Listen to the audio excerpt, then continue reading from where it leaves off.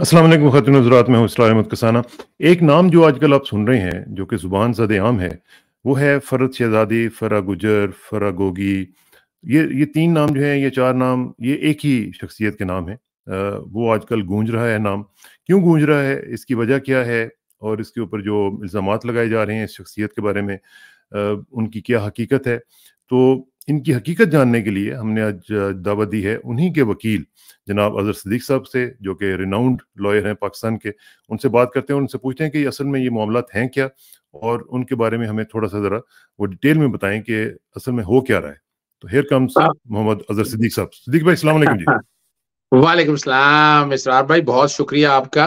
बड़े बेसिकली जो नवाज़िश। फरा शहजादी की नाम है, वो अपना फरा जमील भी नहीं कहलाती, ना ही फरा गोगी। तो ऐसे हाँ। ही वो अपना अपना अता तारड़ ने एक दफा कह दिया था, उसको बाकायदा डेफेमेशन का नोटिस भी दिया था। अभी भी आगे हुँ, चलने से कबल बता दूं, ये जो प्रेस कॉन्फ्रेंस उसने की है वो झूठ और फ्रॉड और फ्रेब पर मबनी है। और उसके हुँ, पास जो इन्फॉर्मेशन जो बता रहा है, पता नहीं कहाँ से किधर से कह गए, पता नहीं, खुद साख्ता इन्फॉर्मेशन सारी ली है।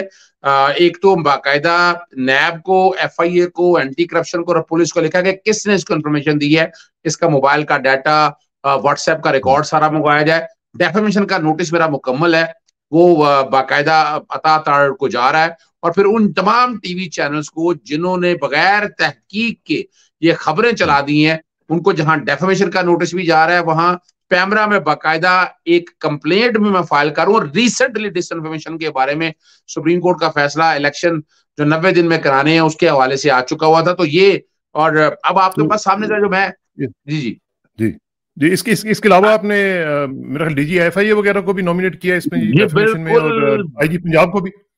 बिल्कुल। अच्छा, मैं थोड़ी सी इब्तदा रख दूं। देखें, ट्रांसफर पोस्टिंग यानी हमारे यहाँ अरबों रुपए की करप्शन जो है, जो मेट्रो ऑरेंज की शक्ल में है, जो ये पनामा की जो प्रॉपर्टियां खरीदने वाली एवन फील्ड, वो कोई करप्शन नहीं है। आज इनको ये करप्शन नजर आ गई। ट्रांसफर पोस्टिंग तो हमेशा से चली आ रही है, कोई अनोखी बात क्या है। और अभी तक देखे, अब अंदाजा लगाएं, खोदा पहाड़ निकला चूहा, ये 2 साल से लगे हुए हैं। 2 साल से एक भी एविडेंस नहीं आई, जो बड़ी मजेदार आपके सामने मैंने बात रखनी है। और लेकिन एक तारीखी एक चीज़ तौर, मुझे बताएँ अज़हर भाई, इसमें एक चीज़ बताएँगे, डॉक्यूमेंट की आपने बात की है। सबसे पहले ज़रा इससे पासपोर्ट से शुरू कर लेते हैं कि ये जो मुल्क है वैनुआटू, और जिसका नाम मेरे ख़्याल है शायद ही किसी पाकिस्तानी ने सुना होगा। उसका जो पासपोर्ट है वो मुबैयना तौर पर कहा जा रहा है कि जी $1,30,000 दे के इसको खरीदा गया है, और उसी के यूज़ करते हुए उनका बुनियादी तौर पर इल्ज़ाम ये है कि इमरान खान साहब और बुशरा बीबी साहिबा जो हैं, उनकी जो पैसे थे, उनकी मनी लॉन्ड्रिंग करने के लिए ये इस्तेमाल किया जा रहा है, और ये इसी वजह से खरीदा गया। तो आपको अच्छा इस बारे अच्छा, में मज़ीद तफ़सीलात हैं जी आप? नहीं नहीं, मैं इसरार भाई, वजह ये है, एक तो मेरा इस हवाले से उनसे बात नहीं हुई है, नंबर वन। नंबर टू, ठीक। वो जो पासपोर्ट है ना, वो फेक है। वो हर एक ने तस्वीरें देख के बड़ी तहकीक के साथ लोगों ने एक एक चीज खुद बता दी है। तीसरी बात बड़ी वाज़ेह है कि कोई अगर इन्वेस्टमेंट कैटेगरी में पूरा यूरोप पड़ा है, पुर्तगाल पड़ा है, हुँ, कोई जाना चाहे तो गैर कानूनी आपसे ज्यादा कोई नहीं जानता हुँ, है। और जो सबसे मजेदार बात है ना, मुझे ये बताएं, अकाउंट इनके पास थे, कोई एक एविडेंस अभी तक ऐसी आई कि जनाब पैसा इस तरह मनी लॉन्डर किया है? और मैं 2 साल से ये इनके केसेस लड़ रहा हूँ, और एक्सक्लूसिवली मैं ही लड़ रहा हूँ। मैं अब आपके सामने हुँ, सम अप कर दूंगा, चीजें बड़ी आसान हो जाएंगी। हुँ, एक श्योर। तो मैं बताता चलूं कि ये टैक्स एमनेस्टी स्कीम जब इमरान खान की हुकूमत आने से पहले की ली हुई है, यानी उसमें जितनी भी हुँ, चीजें डिक्लेयर हैं, और सिर्फ इन्होंने नहीं ली, पूरे लोगों ने ली। और वजह क्या है? उनका कारोबार है, उनका और उनके खामन का हाउसिंग सोसाइटी है गौसिया बिल्डर के नाम से। और मैं हुँ, एहसन जमील साहब का पुराना दोस्त हूं, और मेरी उनसे पुरानी, यानी मैंने ये सारी हाउसिंग सोसाइटी के हवाले से एक एक चीज मैं जानता हूं। अब जो मैं आपके सामने होशरबा इंकशाफात रखूंगा, आप परेशान हो जाएंगे। हुँ, यानी कोई कुछ नहीं मिला, 2 साल हो गए हैं। यानी क्या हमारे अदारे नालायक है? या ऐसे इदारों को पकड़ के यानी उठाकर बाहर फेंक देना चाहिए? इनकी कैपेसिटी कोई नहीं है। सबसे हुँ, पहला जो काम शुरू हुआ वो हुआ, एंटी करप्शन ने मुकदमा दर्ज किया कि फैसलाबाद में फिडमिक में एक प्लॉट लिया है और वो सस्ता लिया है। अच्छा, उसी में प्लॉट या सादक ने लिया, बहुत से लोग, और वो मार्केट में लिया। पूरी तहकीक हुई और एंटी करप्शन ने वो मुकदमा खारिज किया। हाईकोर्ट में भी गई थी, हाईकोर्ट ने खारिज कर दिया। नैब ने इंक्वायरी शुरू कर दी। ये मैं बात कर रहा हूँ 1.5-2 साल पुरानी। नैब ने अच्छा। इंक्वायरी शुरू की। उन्होंने कहा जी अच्छा बताएं तो सही, मैंने मैंने किया क्या ऐसा? पहली तो बात है प्राइवेट है, और जो चीजें कोई बताएं जरा, पहले दायरा इख्तियार चैलेंज कर दिया और आज तक वो दायरा इख्तियार तय ना हुआ। पहले तो मुख्तलिफ नोटिस आते रहे, फिर जब देखा केस कोई नहीं बन रहा, फिर क्या किया उन्होंने, फिर ये चले गए हाउसिंग सोसाइटी की तरफ। यानी आप अंदाजा में शिफ्ट देखें, फिर वहां पर आपको पता है गुजरांवाला डेवलपमेंट अथॉरिटी, पता नहीं किन किन लोगों को इन्वॉल्व किया, उन सबके खिलाफ आईनी दरखास्तें पेंडिंग पड़ा और स्टे जारी हुए हुए कि नजर आ रहा है बदनीति पे। हाउसिंग सोसाइटी में चले गए, हाउसिंग सोसाइटी में कोई केस ना बना, वहां जाके लोगों को डराया धमकाया, और ये मैं रिकॉर्ड पे कह रहा हूँ 25-25-30 दिन इनके 20-25 मुलाजिम कारोबार तबाह कर दिया है, उठाई रखे। आप अंदाजा लगाएं, उठाई रखे मुलाजमीन, और उन मुलाजमीन की इंक्वायरियां लगे। हमने बाकायदा आप अंदाजा लगाएं कि कोई मैंने हब से भेजा दायर नहीं की ना, उन्होंने कहा कर ले इंक्वायरी, ये वाज़ेह तौर पर इंस्ट्रक्शन थी कि कर ले इंक्वायरी, और ये मुलाजमीन सारे उठाए रखने के बाद कुछ ना मिला। फिर लोगों से कहा जनाब जबरदस्ती इन्होंने जनाब हाउसिंग सोसाइटी के अंदर कोई जमीन कब्जे में लिया या दी है। अब ये सारा ताल्लुक नैब से तो ताल्लुक ही कोई नहीं है, और ना पब्लिक एट लार्ज ने ये चौके हालात ऐसे बनाएगी और बदनीति पे अमली। और मैं इससे बड़ी मजेदार बात तो कोई नहीं, ऑटोमेटिकली वो रोटियां खिलाते रहे, रखी रखा। मेरे पास इसकी शहादतें मौजूद है, मैं भी इन मामला में नहीं जाना चाहता, जो कुछ करना कर लें, तहकीक पूरी करके पूरा मौका दिया इनको कि कर ले। और अल्टीमेटली क्या हुआ, कुछ ना निकला और लोगों को छोड़ दिया। फिर सबसे मजेदार बात बताऊं, इन्होंने लाहौर हेड ऑफिस बंद पड़ा हुआ है उनका सारा, जो कि इन्होंने तंग ही इतना किया, कारोबार बिल्कुल जो कारोबार उनका जो प्राइवेट करना चाहे थे वो भी तबाही की तरफ चला गया। फिर यही नहीं है, उनके जो बच्चे छोटे हैं वो पढ़ना चाहते हैं, उनका नाम पीसीएल में डाल, वह पूछा कि उन्होंने कहा जदादे हैं, नोटिस दिए इनको, हाईकोर्ट में लेके आए, कौन से बच्चों के नाम जदादे, कोई एक चीज एविडेंस सामने ना आ सका।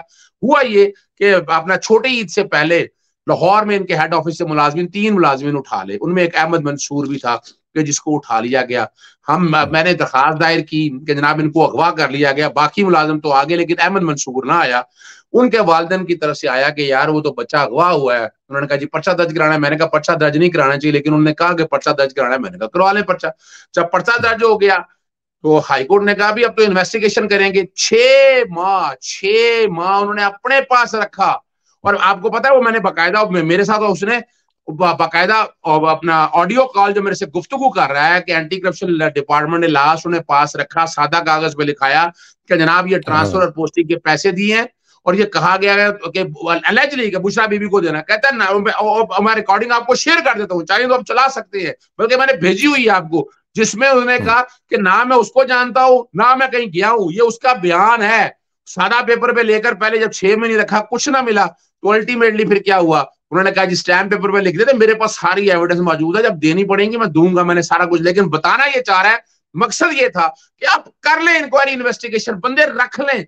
ऐसा कोई रवैया नहीं इख्तियार किया, शायद ही कोई ऐसा बंदा मिला हो कि जो इस तरह करता, हमने कर ले। और अल्टीमेटली जब कुछ ना मिला, हाँ, लेकिन जो अजहर भाई जो इल्जामात लगाए जा रहे हैं, जाहिर है वो इल्जामात ही हैं, अभी तक तो कोई इसके बारे में हम ये नहीं कह सकते वो सच हो गए हैं।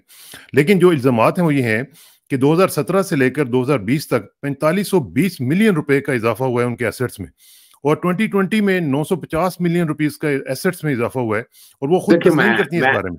ये मुबायना तो ना मैं फिर बताता बढ़ रही है।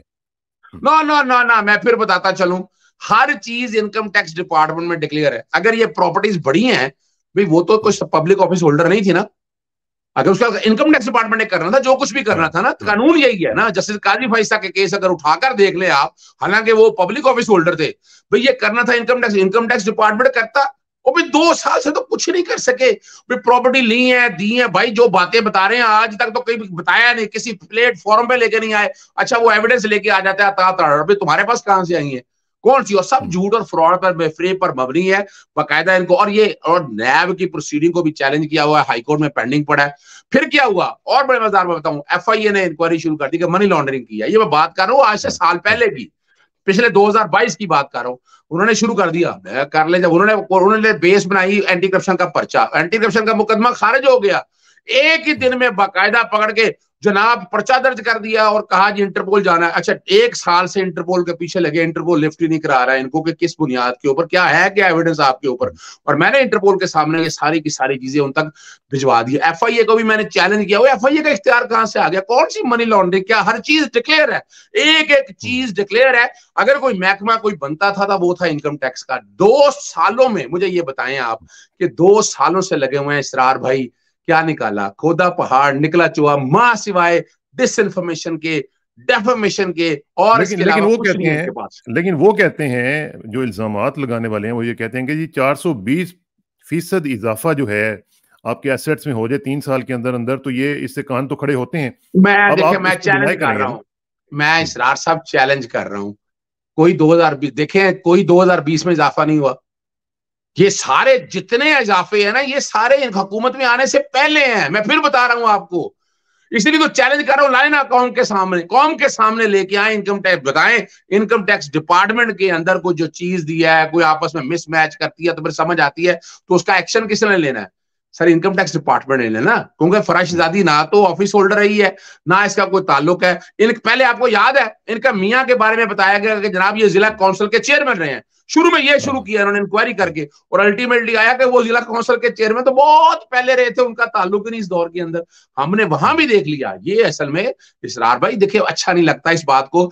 वजह क्या है जरा समझिएगा। वजह ये है कि उन्हें इमरान खान के अगेंस्ट कोई केस नहीं मिल रहा। अब बुशरा बीबी की अगेंस्ट वजह क्या, इमरान खान पे प्रेशर डालना है, तो बुशरा बीबी का किस तरह करते रहे, यानी यहाँ और सॉफ्ट टारगेट ढूंढने की कोशिश करते हैं। यहाँ पाकिस्तान में क्या रह गया? चौधरी परवेज लाई, लोग कहते हैं वो पाकिस्तान से कैसे चलेगी? भाई मैंने तजवीज दिया था उन्हें कि पाकिस्तान के अंदर हालात ही नहीं है ऐसे। मुझे ये बता दें आप, हजरत सिद्दीक जैसा बंदा पाकिस्तान में नहीं बैठा हुआ जो वकालत करता है, यहाँ पाकिस्तान में है क्या? चौधरी परवेज लाई उठा गए, 6-6 महीने हो गए हैं, वो जितनी खबरदार की है, आपके घर पे तो हमला भी हो चुका है।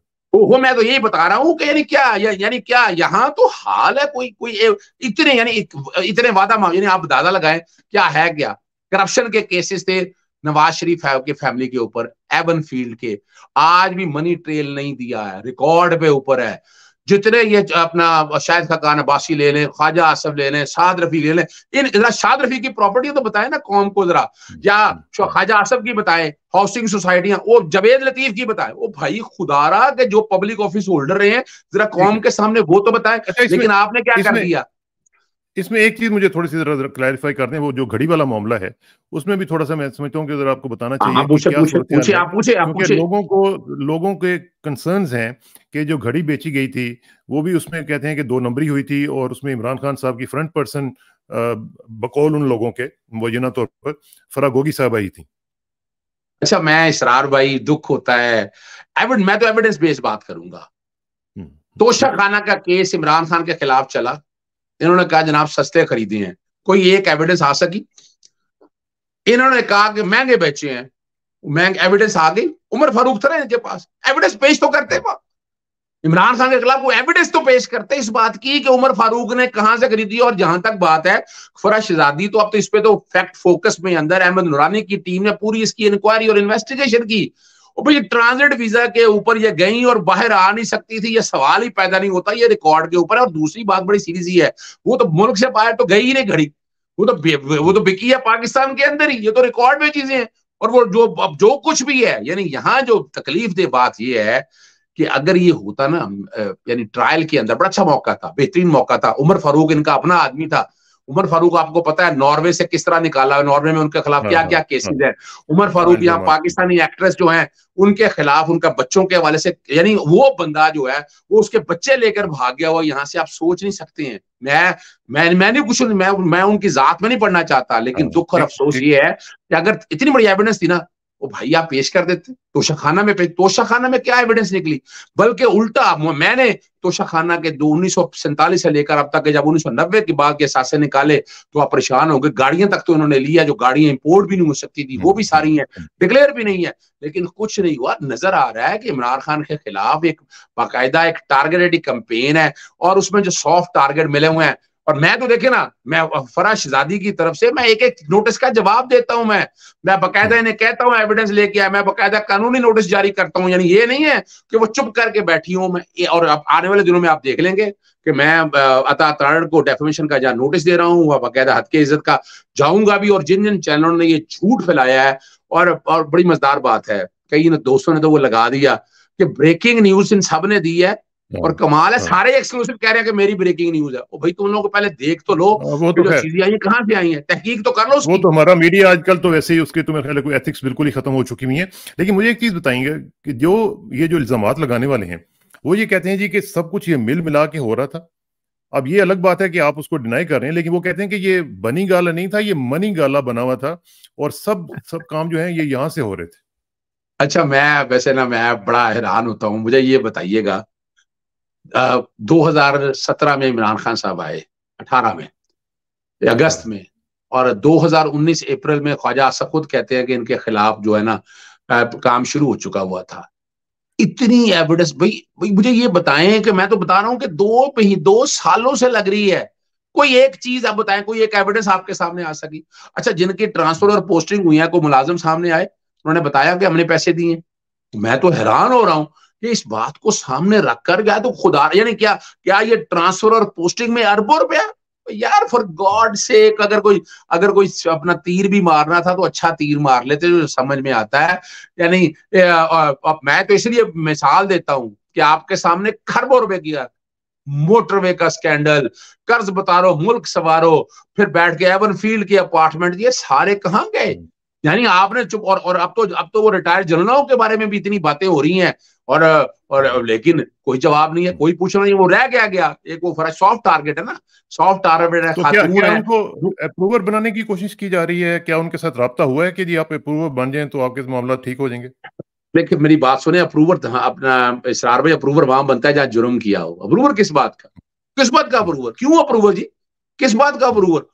वो जब वो किया होगा तो अप्रूवर बनना है ना, और अप्रूवर किसका बनना है? मैं हैरान होता हूं, इतनी नेक पाकबाज खातून है बुशरा बीबी, और अंदाजा लगाएं तहज्जुद गुजार है, नमाज पढ़ती हैं, यानी उनके सदके खैरात भी इनको क्या लगे हैं। मैं तो हैरान होता हूं कि यार खुदारा, तो आपने यार इंटरव्यू कोई, तो देख लिया होगा ना उनका, जो मुलाजिम का जो इंटरव्यू आया है हमारे दोस्त लिंक्स वो ऑफिसर ने किया। मैं तो जानता हूं ना, मैं तो खुद बनी गला जाता रहा हूं, मैं जमान पाक जाता रहा हूं, मैं तो, यानी आप अंदाजा लगाएं कि वो बंदा इतना कुछ जानता था। मैं तो यहाँ बड़े बड़े लोग असद उमर आए हैं, बहुत बड़े बड़े लोग आते थे, वो भाई 2-2 घंटे मैंने बाहर इंतजार करते देखा उन लोगों को। मैं तो हैरान, मैं तो परेशान होता हूँ इस बात को कि आप खुदारा। और दूसरी बात बड़ी वाज़ेह है कि एक उस आदमी पे इल्जाम लगा रहे हैं कि जो सारी जायदादें बेच के पाकिस्तान में आ गया, एक शहाना लाइफ छोड़ के पाकिस्तान में आ गया, और यहाँ बनी गाला का इतना बड़ा घर, उसका जमान पार्क में, उसे है क्या? अगर अगर उसने भी पैसे बनाना होते हैं तो बड़े बड़े प्रोजेक्टों से बनाता है, जिस तरह ये लोग बना दे। यानी कुछ, यानी ये बंदा पूछे तो सही, को करप्शन का कोई लेवल भी तो होना चाहिए। ये करप्शन का लेवल, यानी यानी शर्म से डूबने का। और कमाल की बात यह है कि इमरान खान वो आदमी है जिसने तोशा खाना में 20% की बजाय नहीं, उन्होंने बाकायदा उसकी कीमतें बढ़ाई, बढ़ाकर कीमतें डिक्लेयर की। और वो देखे कमाल की बात है, अगर वो चाहता तो वो किसी तीसरे आदमी के नाम ये बैठकर बहुत कुछ हो सकता था, लेकिन उसने इन ऑल बोनाफिडीज। और कमाल की बात रहा, देखिए अपना इसरार भाई, जब तोशा खाना वाला केस जब देख लिया कि कुछ नहीं बना, तो क्या किया? जिस जुल्म है, मैं तो जंग लड़ता रहा हूं ना। मैंने किसी, यानी यूसुफ गिलानी ने तौहीन अदालत की थी, मैं स्पीकर के पास गया कि आर्टिकल 63 के तहत डिस्क्वालिफिकेशन बनती है, रेफरेंस भेज दे। नहीं रेफरेंस भेजा, नवाज शरीफ के खिलाफ, शहबाज शरीफ के खिलाफ, इतने मैं रेफरेंस लेके गया, कोई और ये इमरान खान के खिलाफ शाह मोहसिन शाहनवाज रांझा वगैरह लेके, जो आर्टिकल 63 में आता ही नहीं था, वो ये रेफरेंस बना के। और इलेक्शन कमीशन ना कोर्ट है ना ट्राइब्यूनल अपने इख्तियार से तजावुज करते हुए उसने क्या किया? उसने इमरान खान को डिस्क्वालीफाई कर दिया। और तोशा खाना का केस, अच्छा उसकी जुरिसडिक्शन चैलेंज की इस्लामाबाद हाई कोर्ट के अंदर, इस्लामाबाद हाई कोर्ट में मैं पेश होता रहा हूँ, इलेक्शन कमीशन के सामने भी। फिर जस्टिस आमिर फारूक को कहा कि भाई ये वापस लेना है। हमने फिर आगे लाहौर हाई कोर्ट में, आवाज आ रही? जी जी आ रही, बिल्कुल आ रही। आप अंदाजा लगाएं, फिर Lahore high court 5 member bench बन गया। दायरा इख्तियार तय करना था कि सेक्शन 137 के तहत 4 महीने के अंदर इलेक्शन कमीशन ने कोई एक्शन लिया? जवाब बड़ा सीधा से, कोई एक्शन नहीं लिया, कोई एक भी एक्शन नहीं लिया। और फिर इख्तियार, और इलेक्शन कमीशन आपके सामने किरदार मौजूद है। इसरार साहब, दुख और अफसोस है कि पाकिस्तानी सियासत के अंदर साफ सियासत करना ये नामुमकिन हो गया। कोई भी शरीफ आदमी आखिर में सिर्फ एक चीज मैं आपसे पूछना चाहूंगा कि आपने कहा कि ये जो पासपोर्ट जो बात हो रही है, ये पासपोर्ट जाली है, ये इस पे वो नहीं है, इस तरह की बात नहीं है, ये वैलिड नहीं है। लेकिन मुबैना तौर पर जो कहा जा रहा है वो ये है कि दुबई से आगे के जो सफर किए हैं फरह साहबा ने, वो इसी पासपोर्ट पर किए हैं, तो आप इसको भी डिनाई कर रहे हैं? मैं बड़ी मजेदार बात बताने लगा हूं आपके, मुझे सिर्फ ये बताइएगा। ये कहते हैं, ये इनका कहना ये है कि इमरान खान ने अपनी हुकूमत के आखिरी 6 महीने पहले या कुछ पहले भगा दिया। तो भाई पैसा कहाँ गया? अकाउंट से गया होगा ना, अगर मान लें इस बात को। या कैश लेकर गए होंगे। इनके पास तो कैरियर कोई नहीं था ना, यान अली कोई नहीं थी ना, ना कोई ऐसा बंदा मौजूद था। तो इसलिए इसको इंसान कबूल करने के लिए तैयार ही नहीं है। यानी ये बात वो देखे ना, बात वो कहें कि जो समझ आए। और अगर किसी तीसरे मुल्क के अकाउंट है इनका, तो वो अकाउंट तो इनके पास एक्सेस मौजूद है, बड़े आराम से लाकर बताते हैं कि ये फलां जगह अकाउंट है, फलां मुल्क का अकाउंट है। कोई इन्होंने आज तक कोई लेटर लिखा हो? यानी अगर मान ले कि ये सारा कुछ सच है, तो इन्होंने कोई ना कोई एफआईए की इंक्वायरी आज से चल रही है। वो एफआईए की इंक्वायरी इतने अरसे से चल रही है, मनी लॉन्ड्रिंग का ये इल्जाम लगाते हैं। कोई एक नोटिस दिखा दे आज तक वो नोटिस बता दे, कोई नोटिस इन्होंने इस हवाले से लिखा हो? तो जवाब है बड़ा बिग नो, कुछ नहीं है। सिर्फ और सिर्फ क्या कर रहे हैं, एक हाइप क्रिएट कर रहे हैं, इमरान खान के बयानी को गिराना चाहते हैं, और वो शायद अब गिरने वाला नहीं है। और फरह शहजादी जो है वो मैदान में खड़ी है, कोई अप्रूवर नहीं बन रही, ना इरादा तकलीफें, मुश्किलें, परेशानियां वो देख रही है, और उसका कारोबार, उसकी फैमिली का यानी उसके खामद का कारोबार तबाह कर दिया इन लोगों ने। कोई उस पर नहीं बोलता, कोई मीडिया चैनल इस पर नहीं बात करता। वैसे वो जो फैमिली है वो उसका ताल्लुक पीएमएलएन से है, और उनके जो ससुर हैं वो पीएमएलएन के वजीर भी रहे हुए हैं, चौधरी इकबाल गुजर साहब। ठीक है ना, तो ये मेरा ख्याल है कि सब मिलजुल के ये सारा कुछ मामला में हल होना चाहिए। लेकिन एक चीज मुझे जरा बताइएगा जाते जाते कि ये जो अब सूरत हाल बन रही है, इसमें क्या ये जो बिल्डअप हो रहा है, खासतौर मीडिया पे हम देख रहे हैं, क्या आप समझ रहे हैं कि बुशरा साहिबा की जो गिरफ्तारी है वो मुमकिन हो सकती है आइंदा चंद दिन में? अच्छा, मैं बड़ी मजेदार बात बताऊं आपको। बुशरा बीबी साहिबा के खिलाफ कोई एविडेंस मौजूद है? एक छोटी सी मिसाल ले लूं, 190 मिलियन पाउंड का जो केस है, उसमें क्या है भाई, पैसे एनसीए ने पैसे ट्रांसफर किए, सुप्रीम कोर्ट में पैसा मौजूद है। कोई 1 रुपए एक धेले की करप्शन की इमरान खान ने। फिर अलकादर हाउसिंग सोसाइटी जो बनाई, वो तो ट्रस्ट पे बनी हुई है।